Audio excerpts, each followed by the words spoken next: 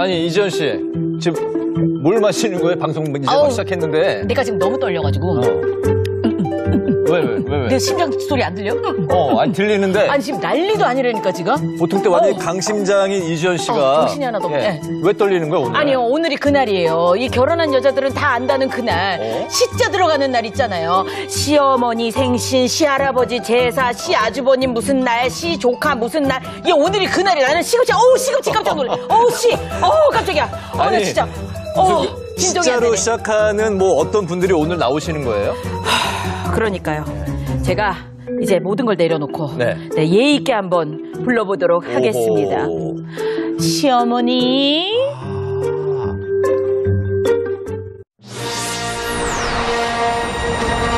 중년 톱스타들이 한 번쯤은 거쳐갔다는 역할, 어머니. 그런데 딱 한 글자만 넣으면 확 바뀐다. 시어머니 연기만 60여 년째. 배우 3위자 김용림이 별 볼 일 있는 월요일을 찾았다. 무게감 넘치는 왕부터 쓴소리마다 않는 깐깐한 시어머니까지 팔색조 연기력을 자랑하는 배우 김용림. 시어머니 역할은 내가 원조. 화려한 연기력을 자랑하며 작품 속 며느리들을 울렸던 배우 3위자. 국민 시어머니의 양대산맥. 두 배우의 진짜 이야기를 전격 공개합니다.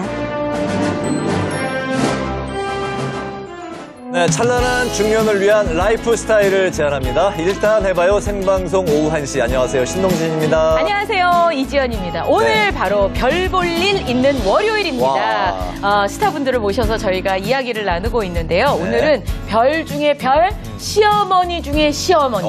시어머니 양대산맥을 이루신 두 분을 모시고 재밌는 이야기. 왕별들이시네. 네, 왕별들. 그렇습니다. 왕시어머니들을 모셨습니다. 바로 네. 국민시어머니 김용림 3위자 선생님 모셨습니다. 어서 오세요. 반갑습니다. 너무 반갑습니다, 선생님.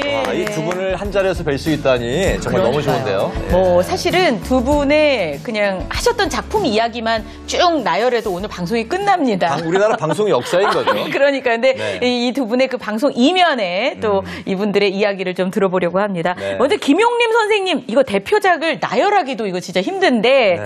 그냥 몇 개 떠올려 보면 여러분 사랑에 맞지 않으셨던 사랑과 야망, 그다음에 청춘의 덫, 인생은 아름다워, 뭐 왔다 장보리 등등 거의 뭐 연기 인생 50년 가까운 세월에 드라마가 약 100여 편.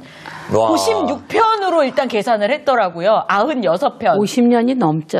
그러니까 50년이 넘죠. 그렇죠. 60년이 다 돼. 거의 60년 다 돼가네요. 96편이 맞는 건가요? 그거보다 더 될 거예요. 그러니까요. 100편이 뭐 넘어요. 못 꼽은 게 있을 수도 있어요. 그러면 선생님. 하여튼 쉬지 않고 단막극 같은 거. 쉬지 않고 그냥 계속 오버랩을 했으니까. 네. 근데 시어머니 역할은 도대체 언제부터 하시게 된 거예요? 시어머니는요, 제가 젊어서부터 30살서부터 했어요. 그러셨구나. 네, 제가 61년도 21살 때 방송국 성우로 들어가가지고요. 네. KBS 성우 4기생으로 들어가서 이제 그때는 텔레비전이 개국이 안 됐을 때니까 라디오 드라마만 하다가 네. 라디오 드라마에서는 젊은 역을 했어요. 네, 그러다가 목소리만 나가니까. TV가 개국되면서부터 이제 하기 시작을 했는데 KBS에서 세종대왕이라는 작품을 했을 때 네. 그때 이제 그 시어머니 근엄한 그 세종대왕의 엄마를 하게 돼서 그때부터 이제 시어머니가 시작돼요. 그때가 30살 때 하신 거예요? 네. 첫 시어머니가 세종대왕의 어머니 역할. 네, 그렇죠. 네. 그때 너무 그 이른 나이에 이제 시어머니를 맡는구나 이런 생각은 안 드셨어요? 그때는 뭐 젊은 나이라서가 그 아니고 사실은 그 작품 때문에 그 작품에 공교롭게도 이제 나중에 말씀을 하실 수 있지만 저희 남편의 엄마 역을 하게 됐기 때문에 더 하기가 싫었죠. 네. 남편 네, 남희루 네. 씨가 세종대왕으로 나오신 거예요? 네. 그래서 저는 안 하겠다고 그랬어요. 네. 그랬더니 그 작가 선생님이 제가 원경왕후를 안 하면 네. 그 작품을 못 한다고 그렇게 얘기를 하시더라고요. 그래서 연출 선생님이랑 그 작가분께서 그렇게 말씀을 하시는데 배우로서 또 그렇죠. 그렇게 안 한다는 것도 말이 안 돼요. 네. 그래서 그냥 하긴 했는데 정말 힘들었어요. 그래요? 그때. 네. 참 그러면서 자연스럽게 그냥 시어머니. 힘드셨다는 표현이 약간 애매하셨을 것 같아요. 어마마마를 부인께 해야 되는 거잖아요. 그렇죠. 예. 네. 야, 뭐 참 관련해서 이제 괴로웠습니다. 에피소드도 많이 있을 것 네, 같은데 우리가 그 앞으로 이야기는 펼쳐질 이야기가. 조금 이따가 또 이렇게 나누기로 네네. 하고요. 맞습니다. 예, 예. 네. 또 삼미자 선생님 연기 인생도 저희가 지금은 편안한 마음으로 기다리고 계시지만 야 화려합니다. 드라마 아씨, 왕꽃선녀님, 뭐 인어아가씨, 사랑이 뭐길래 등등 드라마가 67편에 그 와중에 또 영화를 한 29편을. 그 영화 활동하는 제가 드라마를 못했어요. 네. 못했으니까는 드라마 편수가 좀 그렇게 많지가 않죠. 합치면 또 거의 100편 돼요, 선생님. 넘을 거예요. 단막도 하고 뭐 특집 같은 거 네. 하는 건 드라마의 경력에 빠져버렸으니까. 네. 세지도 못해. 네. 아니 그러면 삼미자 선생님은 언제부터 시어머니 역할을 하신 거예요? 아우 저도 김용윤 씨 같이 아주 젊은 나이에 시어머니 역할을 많이 했는데 처음에 스타트 할 때 제가 할머니 역할을 했어요. 네. 단막극 할머니와 도둑놈. 거기에서 할머니 역할을 했는데 곧잘 했다는 그런 평을 들었거든요. 네. 잘했다는 게 아니라 곧잘. 제가 50대에 제가 저보다 나이가 훨씬 많은 그 이순재 씨 어머니 역할을 했어요. 어머. 네, 그 너무 기분이 나빠서 안 하겠다고. 난 그때 드라마도 많이 들어올 때니까 네. 내가 이거 안 하면 뭐 그냥 바꾸나 그래갖고 저 못하겠어요. 그랬더니 감독께서 아 이거 시납시스를 한번 읽어보면 마음이 달라질 거라고 네. 읽어보고 연락을 해달라고. 그래서 그냥 톡 갖고 나와서 읽어보니까 아 읽을수록 재밌어요. 아하. 아 요건 내가 하면은 아주 잘 살리겠다 네. 싶어갖고 바로 그 다음날 가서 하겠습니다 그랬죠. 근데 두 분이 동갑이신 걸로 예. 제가 알고 있는데요. 예, 친구예요. 근데 얘가 네. 나보다 드라마는 훨씬 선배예요. 네. 아까 1년도에 데뷔하셨다고 네. 했고, 저는 KBS. 예, 몇 년도에 그럼 데뷔하신 거예요? 저는 64년도 그때쯤 아마 처음 시작을 했을 거예요. 동갑이신데 데뷔 연도는 한 3년 정도 차이가 네, 있으신데. 저는 성우 생활을 했으니까. 그때는 성우로 시작해서 다 그 배우도 네, 같이 하시는 뺏겨갔죠. 그런 뺏겨가. 시절이었죠. 예. 아니 근데 그 이순재 선생님의 어머니도 하셨지만 김용림 선생님의 시어머니도 그런데 그 얘기하면은 삼이자 씨 화딱지 날 거야. 아니 내가 그랬어. 아니 용님이는 뭐 나하고 생긴 것도 뭐 그냥 얼추 비슷하고 그런데 쟤는 내 며느리를 하고 네. 나는 여기다가 갖다 흰 가발을 쓰고 시어머니 역할을 하니까 얼마나 속상한지 몰라요. 네, 속이 상해갖고 이순재 씨하고 그 드라마 할 때도 안 한다고 그랬어요. 나 이거 안 하면 안 했지 안 한다고. 근데 딱 보니까 이건 내가 살리겠다 네. 해갖고 해서 많이 좀 인기를 그게 얻었어요. 사랑의 먹일래인가요? 네. 야 대발이 아버지 그거죠? 네. 와. 아니, 김용림 저하고는 선생님의 시어머니도 인어 나오시고. 인어 그거 아가씨에서. 이후에 예. 인어 아가씨 때 네. 인어 아가씨 때도 또 한번 염장을 지르더라고요. 아이 며느리가 누구냐 그랬더니 김용림 김용림이고 선생님. 삼이자는 그 할머니야. 안 해! 근데 아내하고 이렇게 또 강도 있게 못 나가요. 캐스팅이 온 건데. 네, 그리고 작가가 또 나를 추천을 했으니까 네. 작가의 추천 앞에는 우리는 뭐 어떤 거라도 해야 돼요. 그러니까 평소에 친구분이신데 이게 드라마에서는 며느리 또 이렇게 뭐 시어머니 사이로 나오시면 뭐 좀 어떠신가요? 좀 어색할까요? 뭐 드라마 아니면 더 할 때야 뭐 좋으신가요? 연기니까. 극 중에 연기를 해야 되니까 네. 그때는 그 역할로 들어가기 때문에 아무 생각이 없어요. 그리고 멋쟁이 네. 고부예요. 그때가 모양을 마음껏 내는 그 멋쟁이 네, 고부라 네. 그래도 좀 마음이 많이 풀어졌죠. 예. 그리고 나는 피아노 치고 어. 얘는 노래 부르는 또 고부가 성악을 전공한 며느리고. 그때 맞아, 그 맞아. 작가분은 두 분이 이제 동갑이신 거 아마 아셨을 것 같은데. 아시고 그분이 어떻게 이렇게 두 지금- 분 설정을 그렇게 하셨을까요? 네, 뭐 하여튼 작가의 건 심보겠죠. 그렇게 하는데 피아노를 배우래요. 네. 그러니 이게 50년 동안 굳어있는 피아노가 어떻게 하루 이틀 돼요. 그러니까 피아노 배워주는 사람들 뭐라고 그래갖고 그냥 한 일주일 동안 해도 이게 안 되는 거예요. 네. 한 손가락은 되는데 한 손가락이 안 되는 거야. 죽어라고 했더니 이것만 연습을 해. 따다단딴딴딴딴딴따단따단 비가 오면 생각. 그때 그 사람. 네, 그걸 하는데 이제 전주는 따단딴 궁짝 이걸 해야 되는데 처음에는 지금은 좀 잘 되시는 것 같은데요? 그건 해요. 그래가지고 그때도 시어머니 역할이니까 네. 어떻든 며느리를 뭐 이뻐할 리는 없잖아요. 네.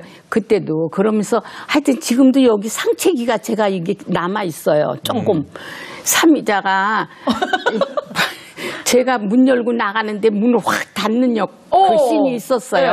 그러다 어떻게 하다가 리허설을 할 때 여가 칼켜졌어. 네. 그래가지고 야 이거는 정말 영원히 잊지 못하는 상처다. 그런 얘기다. 지금 여기 그래서 그 내가 멍 같은 게 너한테도 남아있네요. 얘기했잖아. 난 여기에 잊어버렸어. 흉이 약간 나 있었어요. 예. 네. 흉은 남았지만 김용림 선생님이 기분은 좋으셨던 것 같은데요? 그러면 저야 사실 아니 그리고 저도 맨날 할머니 아니면은 시어머니. 엄마였잖아요. 네. 그러다가 그 역할을 작가 선생님이 하라고 그러는데 저도 황당하더라고요. 그러면서도 기분은 좋지만 이걸 과연 내가 잘 해낼까. 더군다나 성악가야. 성악과를 졸업한 성악만의 시어머니가 피아노 치고. 반주하면 네. 내가 노래도 오 해야 돼요. 그 노래를 6개월 그 작가 선생님의 특징은 6개월 전에 배우들한테 미리 당신이 해야 될 거를 연습하라고 가르쳐줘요. 미리? 예, 그래서 충분히 할 수 있었던 거죠. 네. 그래서 두 분의 캐릭터가 살아가지고 금방울 자매까지 했잖아요. 네, 그리고 금방울 자매. 네. 드라마가 굉장히 인기 잘 드라마였죠. 됐죠. 네. 인어 아가씨 뭐 궁전에 정말 재방송에 보니까 재방송이 데이트 얼마 시작이죠. 전에 했어요. 네. 저런 때도 우리가 있었구나. 저렇게 잘 나가던 때도 있었구나. 그런데 지금 나는 뭐지? 뒤안길에서 이렇게 헤매고 있구나. 이런 또 후회도 해봤죠. 선생님 오늘 이렇게 멋지게 하고 저희 방송 나와 주셨는데요. 스튜디오가 빛이 납니다. 네. 오늘 김용림 선생님, 삼이자 선생님, 우리나라 드라마, 이 방송의 그 산 증인이시고 역사이신 두 분을 모시고 저희가 또 연기 인생에 대해서 이야기를 나눠볼 텐데요. 네. 시청하시다가 이제 두 분께 궁금한 점이 있으신 분들은 카카오톡 화면 상단에 있는 돋보기를 누르시고요. 생방송 오후 1시를 검색하고 친구 추가 후에 질문 내용을 보내주시면 됩니다. 또 유튜브 채널이 열려 있거든요. 실시간으로 중계되고 있으니까 시청하시다가 궁금한 점은 댓글로 달아주시면 저희가 방송 중에 선별해서 답변을 드리겠습니다. 네, 자 그러면 두 분의 연기 인생 비하인드 스토리를 본격적으로 나눠보도록 하겠습니다. 먼저 김용림 선생님인데요. 네. 물음표 시어머니. 저는 이거 답이 뭔지 알겠어요. 무서운 시어머니, 독한 시어머니, 엄한 시어머니, 맞아요. 소리 지르는 시어머니, 호랑이 시어머니 그 중에 하나야. 많이 맞죠? 있긴 한데 그렇게 되면 근데 대답이 약간은 좀 이렇게 평범할 것 같은데. 그 중에 하나 있을 것 같아요. 자, 이거는 김용림 당연해요. 선생님의 연기 인생 비하인드 저거 볼까요? 뻔한 첫 번째 건데. 짠 자개장 시어머니. 뭔가 오는 게 있어요? 아니 선생님들 그 나오는 씬에는 왜 그렇게 뒤에 자개장이 있어요? 맞아요. 그런 거였구나. 저 소리도 많이 들었어요. 네. 왜냐하면 제가 그 엄마 역할을 해도 이렇게 좀 가난한 이렇게 어렵게 사는 엄마가 아니고 다 이렇게 보료 위에 앉아 있는 엄마를 맞아요. 많이 했어요. 맞아요. 네, 그러니까 다 부잣집 엄마 보료 위에 앉아 있으니까 다 뒤에 자개장이 있죠. 네. 특히나 인어 아가씨 때 그 자개장은 엄청 화려했잖아요. 정말 아주 귀한 자개장이에요. 네. 내가 물어봤어 가격을. 그때가 20년 전이지. 그럼. 1억이라고 그랬어. 야, 그런 아주 자개장이에요. 명인이 만든 아니 정말 대단했어요. 정말 대단한 자개장. 그 드라마가 제목이 뭐였죠? 인어 아가씨. 인어 아가씨의. 네. 그게 벌써 20년 됐구나. 2002년도에 1억이네. 나갔으니까. 아니 그래서 그리고 시어머니 거의 역할을 거의 다 이제 보료 위에 앉아서 있는 역할이니까 네. 거의 자개장이 뒤에 있죠. 맞아요, 제가. 맞아요. 네, 근데 그래서 시어머니 역할을 진짜 너무 무섭게, 너무 리얼하게 하셔가지고 사실은 시청자분들한테 미움도 많이 사셨. 그럼요. 그러나 저는 자랑이 아니라 그 작가 선생님들이 다 써주시기를 엄하지만은 다 경우가 분명한 엄마, 교육적인 엄마. 이런 걸로 강했죠. 사랑과 야망이라는 그 작품이 그 어머니는 정말 대단했어요. 그때는 정말 수돗물이 그 시간에 멈출 정도로 다 맞아요. 시청률이 좋았거든요. 네. 그럴 때 그 시어머니가 얼마나 아주 억척스럽기도 맞아요. 하지만 한국의 엄마죠. 맞아요. 그런데 경우가 자식 교육에 대해서는 배우지는 못했지만 아주 제대로 가르치는 엄마였어요. 서민이었지만은. 그래서 그때 이덕화 씨가 아마 그게 데뷔작, 정말 성공한 거기서 데뷔작이죠. 예. 스타가 된 테스. 너무 정말 그때는 사랑과의 그 맛. 엄마를 지금 생각해도 그때도 제가 한 40밖에 안 됐었을 거예요, 아마. 예. 네, 그 선생님 정도, 말씀하실 때 40도 안 이렇게 됐어요. 하시니까 또 무섭거든요. 이렇게 웃으면서 그러니까 얘기해 주시면 그 좋겠어요. 역할이 배우라는 게 그 역할에 바로 몰입이 따라서 되시는 얼굴이 달라져야죠. 네. 눈이 달라지고. 그런데다 제 눈이 크잖아요. 네. 이게 웃으시는 좋아. 독한 시어머니를 할 때는 그리고 또 이제 이 엄하고 독한 시어머니의 또 제가 그 모델이 있었어요. 죄송스럽지만 저희 시어머니께서 아주 냉랭하신 시어머니셨거든요. 눈을 이렇게 똑바로 안 뜨셔요. 꼭 아래로 이렇게 내리 깔으셔요. 그래서 거기서 우리 시어머니한테서 많이 배웠죠. 연기할 이럴 때는 도움이 이렇게 되신 하시더라. 거네요. 네. 그래서 많이 아주 독한 시어머니를 했죠. 근데 연기가 너무 리얼해서 또 우리 시청자 팬분들한테 또 그 테러를 당하신 적 있어요? 그거는 후회합니다라는 작품이에요. 그것도 정말 인기가 대단했던 건데 그때는 이제 배우들이 다 정말 어렵게 살아서 자가용이 없었을 때예요. 네. 그런데 이제 불이사라는 차가 처음 나왔을 때 배우들이 이제 처음 사기 시작했어요. 저도 그때 그 차를 겨자색 차를 마음먹고 이제 딱 하나 샀는데 야외 촬영을 나갔는데 돌팔매를 맞아서 자동차에 이렇게 흠집이 생겼죠. 네.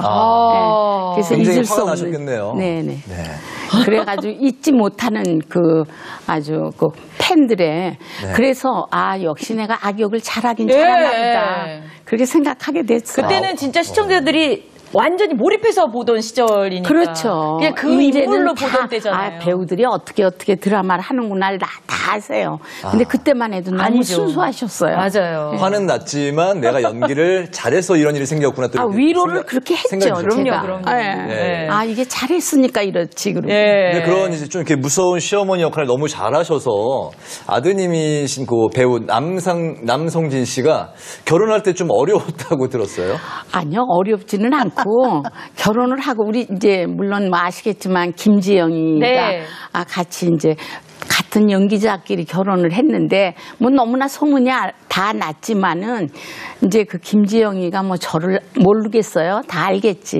그게 이제 역할은 엄하게 하고 무섭다고 생각은 하지만 사실은 지영이한테 자꾸 주위에서 야 너는 시어머니 무서워서 어떻게 사니? 다 그랬대요. 근데 물어볼 때마다 지영이가 아니에요 우리 어머니 너무 좋아요 이렇게 대답을 하게 되더라고 얘기를 하더라고요. 그렇군요. 자, 연기 인생 비하인드 김용림 선생님의 이야기를 듣고 있는데요. 땡땡 168년 이거 아까 잠깐 위에 거죠? 예. 네. 모모 땡땡이 내 아들. 요것도 아까 잠깐 이야기했던 것 같은데. 그 세종대왕의 원경왕으로 하셨던. 정말 저 때는요. 물론 역할이 욕심은 났지만은 남편이 세종대왕인데 그때만 해도 남이루 씨는 동안이기 때문에 어려워요. 그래서 세종대왕인데 나는 근엄한 원경왕으로 하려니 기가 막히잖아요. 할 수 없어서 했어요. 배우라는 역할은 어떤 역할이 와도 하게 되면 해야 되잖아요. 그리고 또 그 역할이 끔찍히 좋은 역할이에요.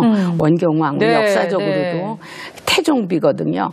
그래서 하기는 했는데 녹화를 할 때 남이루 씨가 저 앞에서 어마마마 거의 저라듯이 이렇게 이 카메라 감독님들이 다 웃음이 터져가지고 NG가 났어요. 그래가지고 이거는 부부가 역할을 같이 하면 안 되겠구나. 부부가 함께 드라마를 하지 말아야 되겠구나. 그때부터 제가 안 했어요. 같은 드라마를. 그 이후로는 몇십 년 동안. 그러다 왕꽃선녀라는 거를 하면서 부부를 같이 같은 작품에서 한번 했죠. 수십 년 만에 다시 또 몇십 년 만에. 같이 역할을. 근데 그것도 아는 또 시청자들이 보기에는 또 재밌잖아요. 저 두 분이 부부인데 또 부부로 나오네. 근데 그거는 할 일이 아니에요. 근데 두 분이 또 연애를 이렇게 비밀 연애로 시작하셨다고요? 왜냐하면 같은 직장에서 연애하기라는 게 참 힘들잖아요. 네. 그런데다 선배들이 많이 계신데 둘이 연애한다는 소문이 나면은 뭐 좋겠어요. 그래가지고 한 5년 연애를 했는데 3년은 숨겼어요. 다 모르셨어요. 모르게. 네. 그러다가 이제 5년 연애 5년 만에 결혼을 했죠. 아, 네. 누가 먼저 프로포즈 하신 거예요? 나 이런 소리 들을 때마다 화가 나는 거야. 아, 당연한 건데. 아니, 당연히 남자가 아, 하지. 죄송합니다. 예. 다 어떨 때는 그래요. 아니 누가 먼저 프로포즈를 했어요? 그 얘기를 가끔 물어보시는 분이 계세요. 아니 그럼 내가 했겠어요?